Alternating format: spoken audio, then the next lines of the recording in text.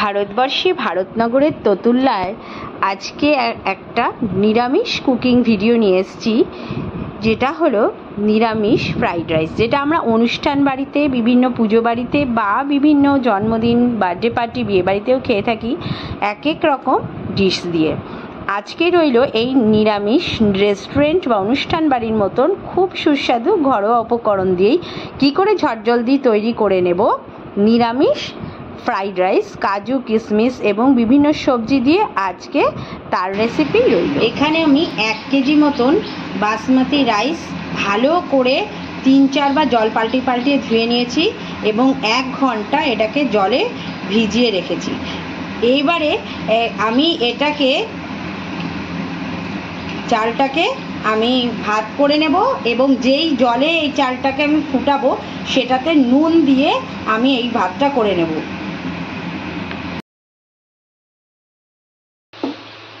এখানে যে ভাতটা তৈরি করব তার জলটা ফুটে গেছে। আমার 1 কেজি কি তার ওপরে একটু জল আছে, সেই অনুযায়ী আমি এখানে নুন দিয়ে দিচ্ছি। নুনটা একটু বেশিই দেব, চাল যতটুকুনি তার নুন নেওয়ার দরকার ততটুকুনি নেবে, বাদবাকিটা কিন্তু জলেই থাকবে, সুতরাং কোনো অসুবিধা নেই। নুনটা কিন্তু এখানে একটু বেশি পরিমাণেই দিতে হবে। দেব চালটা,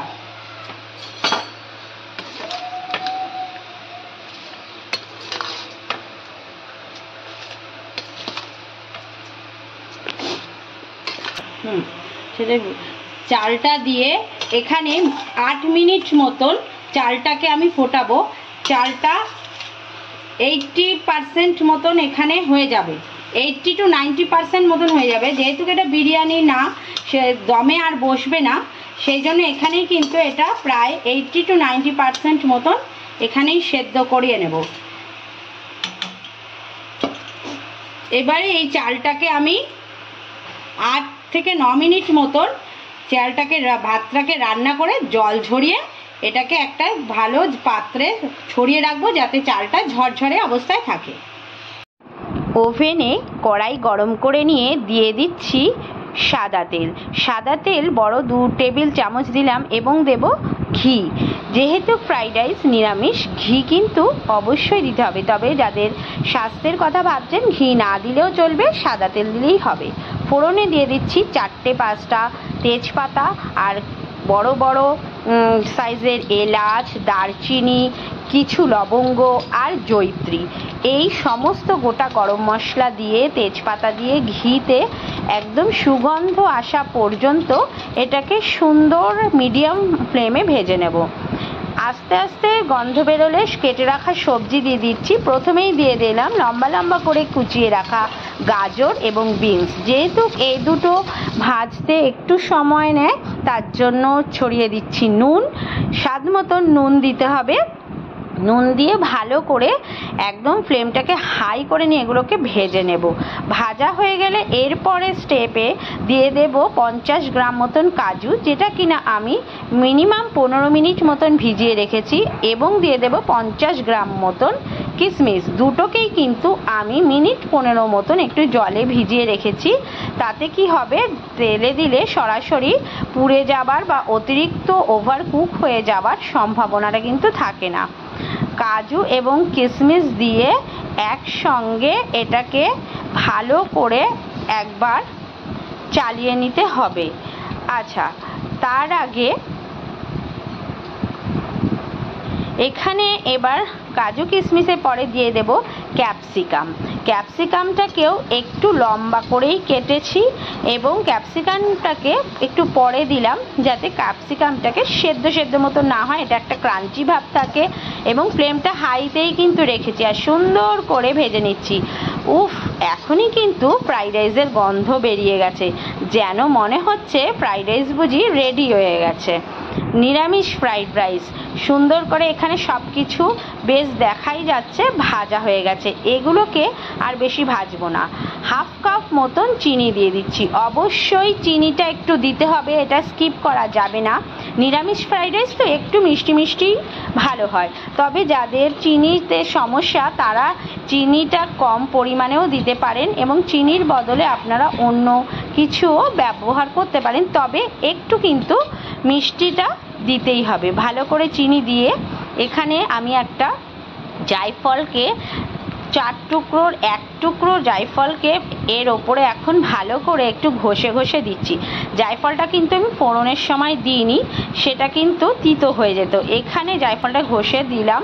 জায়ফল অতিরিক্ত ইউজ করা কিন্তু যাবে না, যেহেতু আমার 1 কেজির মতন চাল আছে তাই জন্য আমি এতটা দিয়েছি। আপনারা আপনাদের চাল বুঝে জায়ফলটা ব্যবহার করবেন।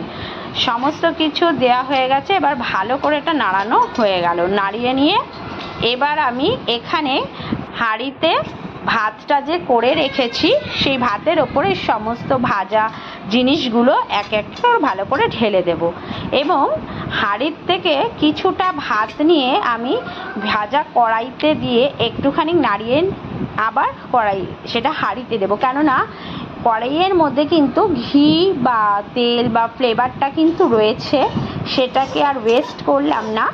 এটা অবশ্য আমার নিজস্ব ব্যাপার, আপনাদের মতন করবেন, আপনারা এটা নাও করতে পারেন।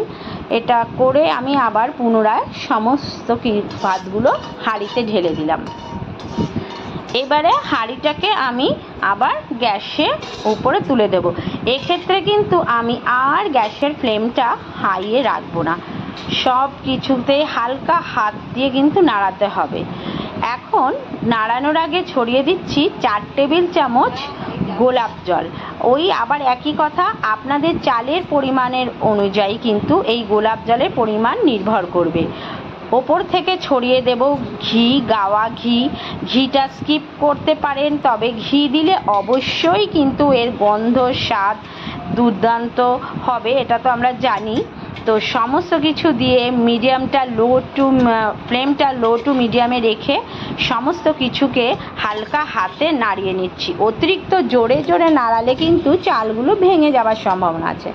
এগুলোকে সুন্দর করে আস্তে আস্তে নাড়াতে হবে। অলরেডি কিন্তু ফ্রাইড রাইস কিন্তু প্রায় রেডি হয়ে গেছে, আর বেশি কিছু করার নেই।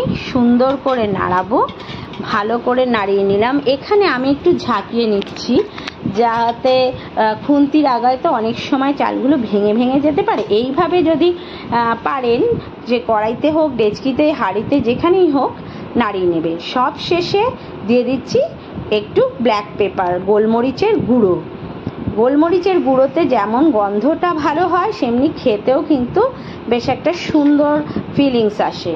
তো সব কিছু দেওয়া কমপ্লিট।